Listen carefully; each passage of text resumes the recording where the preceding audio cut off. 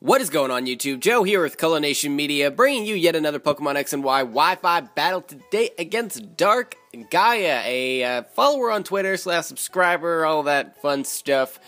And yeah, so yesterday we unfortunately were not able to get those two battles in just because of some internet issues. Hopefully that's not going to be the case today. I'm trying to record 3 for just today, so that'll be a nice treat for you guys, and it'll make up for, you know, that only that one video yesterday, and it went up late on top of everything else, so hopefully this makes up for it. Anyway, we're still going to try to get up to 50 likes for this video, so if you can help out, that would be fantastic. And tomorrow, hopefully we can get back on track with those 2 Wi-Fi battles a day, and get back on track for the Battle Spot Live series as well.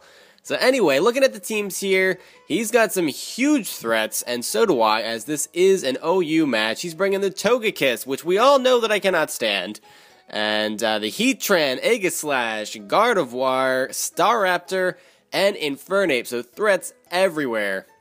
On my side, I'm bringing the Torkoal, not exactly a huge OU threat, but it does some serious work even in OU matches. It's got the Rapid Spin, it's got the Stealth Rocks. It surprises a lot of people with Yawn as well, so it's very, very useful.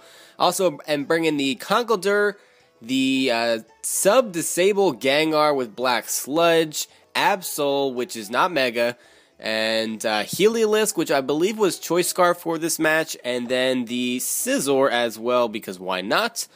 So hopefully we can put in some decent work here. I'm going to hit that Battle Start button, or the replay button, I guess, because this is not a live battle, obviously. So my opponent's going to start off with that Staraptor, and I'm really afraid that that thing's going to be banded and can just destroy my team.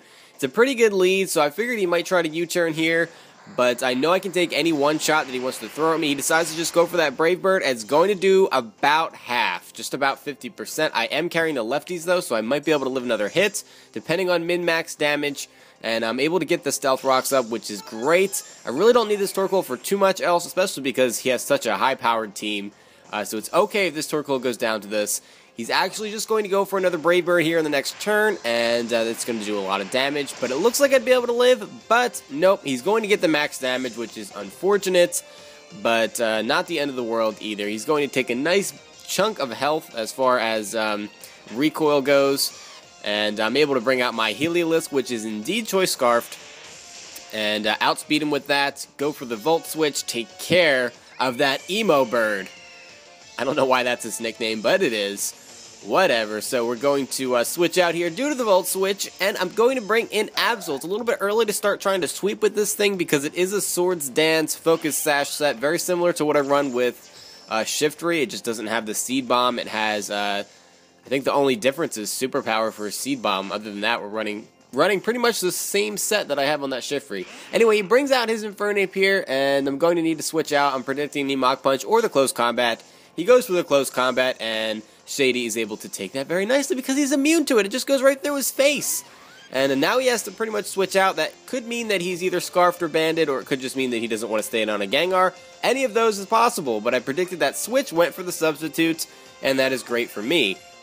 He does go into his Flame Whiz, which is his Heatran, and that is a little bit of a problem because a lot of these run, you know, special defensive investment, and, you know, with a calm nature and all that stuff, and it's just incredibly difficult to break on the special side, but I don't really have much of a choice here. I'm going to go for the Shadow Ball. It does a good, like, 40-ish%, and he decides to go for the Earth Power, predicting me to switch out, thinking maybe I can't do much to him, but I'm going to Levitate right over that, so that is not a problem. That wastes a turn. He's going to get some Lefties recovery, but I'm fine with just staying in here now, because now he's going to have to break the sub, and I should be able to just kill off his Heatran unless he wants to switch out, so I'm in a very, very, very good position.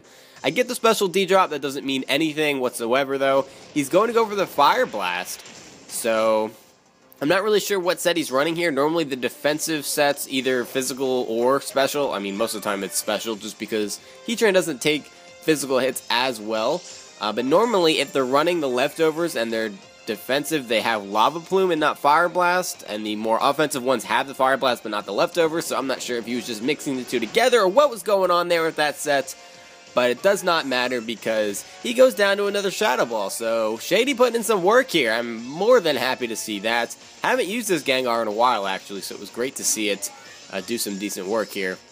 He's going to bring in the most annoying Pokemon on the face of the earth, and that's going to be the Togekiss. I'm going to go for the Substitute to see what he wants to go for. Some of these only have Dazzling Gleam as an attacking move, and he does indeed go for that Dazzling Gleam. That's not going to be very effective, but Gengar is very frail, so that's still going to break the Substitute, and I don't really have that much HP either. I mean, look at that, 136. It's not like I'm investing in HP or anything.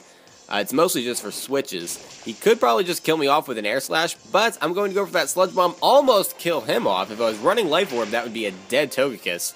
He is going to go for that Air Slash, though, and it's not going to kill me. So that means that this Togekiss is going to get out of here with no shenanigans, no T-Wave, Air Slash stuff, and that is fine by me. I'm just more than happy to watch this Togekiss just die because I cannot stand it. I have so much hatred for it, it's just not even funny. No, maybe funny, I don't know. But the Togekiss goes down, in comes the Aegislash, that beautiful shiny Aegislash. I love the coloring of shiny Aegislash. I know the Shadow Sneak is real, and that's going to just destroy my life, so I'm going to predict that and go into Heliolisk. And he's going to go into attack mode, or blade mode, or whatever, and indeed go for that, whatchamacallit, Shadow Sneak. I absorb that very nicely with my normal typing. I don't really have too much to worry about. He is just going to go into shield mode here with the King's Shield and Scout, what I'm going to do as well. And I was just going to Volt Switch because I know the Sacred Sword is coming. So I'm going to see what he wants to do here. Obviously, he can't go for Shadow Sneak. He pretty much has to go for Sacred Sword or another attacking move, maybe Shadow Ball. Sometimes they run mixed. So I'm going to Volt Switch out into Shady. And he's going to go for the Swords Dance, which was a good play on his part. Very good play. And Shady's pretty much a sitting duck right here. He's not going to be able to live a Shadow Sneak, but I don't have much choice. If I switch out and he predicts that, something else is going to get rocked. And I'm not about to let that happen. Shady's put in so much work already, and he doesn't really do too much work to the rest of this guy's team, so I'm not too worried about it. So Shady goes down, which is unfortunate, but I can just bring in Absol here. I can Sucker Punch him, I can knock off him, all that fun stuff. I'm going to go for the Swords Dance here. Really hope that he does not go for, whatchamacallit. I don't know what I was thinking of. King's Shield? No. It doesn't matter what he did. I don't know what I'm talking about. He goes for the Sacred Sword, and I have a Focus Sash, so I'm going to live that. And he could very easily go for the King's Shield here, but I don't think Sucker Punch activates on that. And if he went for the Shadow Sneak to try to finish me off, I am faster than him, especially because most of the time they like to run the Brave Nature, which is minus speed, so my Sucker Punch would out-prioritize his Shadow Sneak. That's what I was trying to say. I don't know why I was worried about him going for anything, because he couldn't really do too much to me.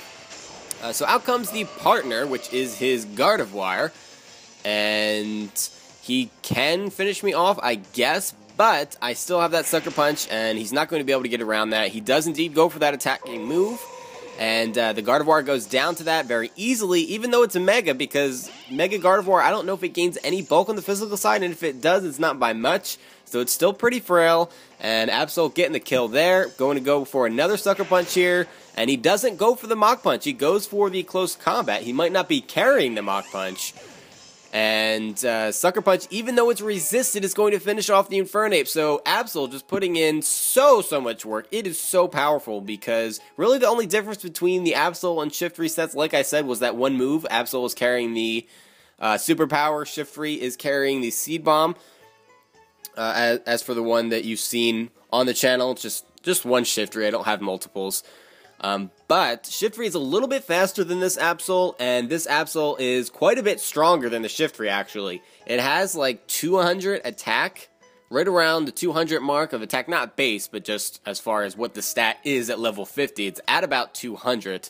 It's running the, Adamant Nature and all that stuff. It is just so powerful. It gets the stab off the Sucker Punch, gets the stab off of the knockoff. I think this is actually better and more effective than the Mega set. I do want to run Mega Absol at some point just to test it out, mostly because I haven't used it really at all, but so far from what I've seen other Mega Absols do, just in observing them and playing against them, this Absol does way more work. It is way more dangerous. Most people are not expecting it to be running a Focus Sash and, get up a free Swords Dance, and Dark's coverage is so good this generation. Even if they want to bring Steel types in, they're going to get just destroyed by either knockoff or sucker punch. It just does so much damage.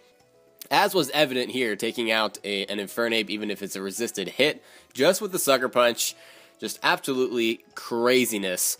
That actually was not a sentence. Absolutely craziness. That doesn't make sense. I really have bad English sometimes. I really do. At least I correct myself, though. So that's pretty much it for this time, guys. That's all I really wanted to say. Make sure you check out Dark Gaia on Twitter. As I said, I will put his link in the description below. And look forward to a couple more battles today. But until next time, guys, game on.